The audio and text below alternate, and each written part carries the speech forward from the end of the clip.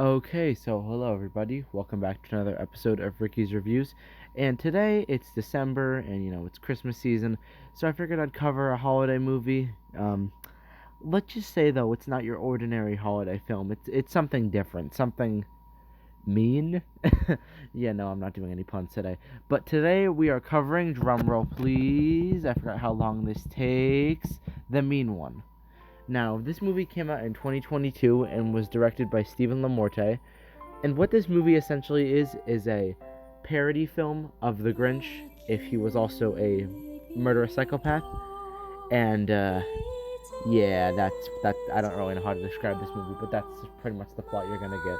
I mean, basic wise, but I guess generally the plot is Cindy who knew that yes, that's her actual name in this movie because again, something about this movie I should probably say is this movie came out and when the Grinch was not a public domain character, and he still isn't a public domain character, but pretty much how they did this movie is so they just use names that aren't like they use the character technically in quotation marks, but they don't use the actual names of the characters. Like throughout the movie, there's multiple puns, and that's something I'll get into later when I like it, when I talk about the likes of the movie. But yeah, so pretty much Sydney, who knew, comes back to the town of Newville about 20 years after a murderous incident where her mother is murdered by this creature that is dressed up as Santa Claus.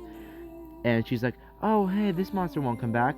But then it comes back. So that's pretty much the plot for this film. And I will say, first of all, before I get into it, this is definitely a good and fun, enjoyable movie if you're looking for something to watch during the Christmas season and you are also a horror movie fan, which is how I got into watching this movie because I was just scrolling on Tubi. Yes, this movie's on Tubi, if anyone wants to know.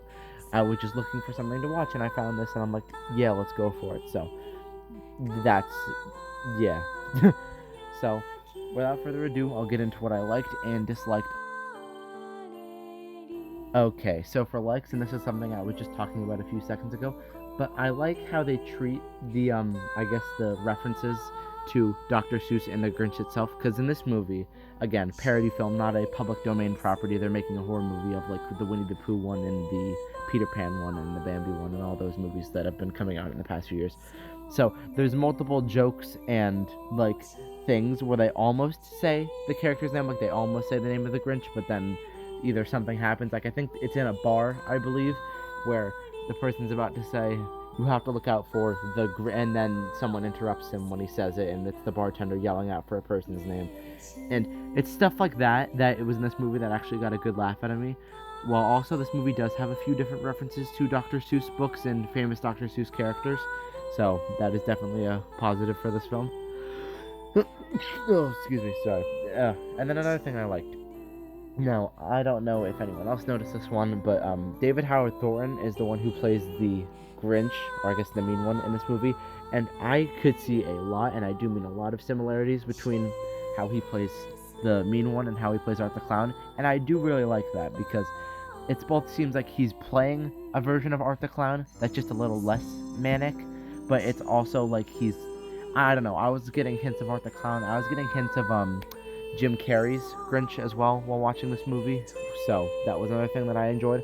I also really liked the cops in this movie because we follow two policemen. We follow a deputy and a sheriff, I believe. Yeah, deputy and a sheriff, and these two are kind of just like the physical, almost comedic relief of the film, and it's just funny to watch these two characters and their banter and back and forth dialogue. But yeah, that's about it for likes for this movie. There was a few things that I didn't really enjoy, but I guess it is what it is. But for starters, for dislikes, I hated the character logic in this movie.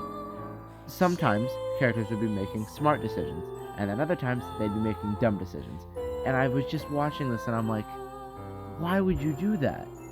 And then, speaking of character logic, in this movie, most of the people in the town don't tend to believe Cindy about her experience with a monster.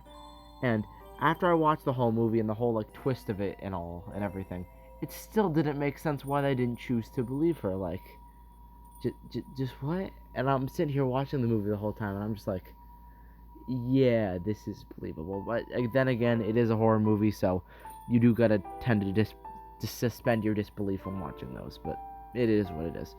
Now, this is a new thing that I've been doing for each movie, but I will be, I guess, saying what my two favorite actors of the film are, and that goes to David Howard Thorin for his portrayal of the Mean One, and to Chris Sanders, who plays the narrator in this movie. That's another thing I guess I should add in for likes, is that throughout this movie, just like the Dr. Seuss book almost, there is a narrator going through the whole events of the story, and he is played by Chris Sanders, and I just really love how he's imitating that Dr. Seuss style, and I really like that about the film.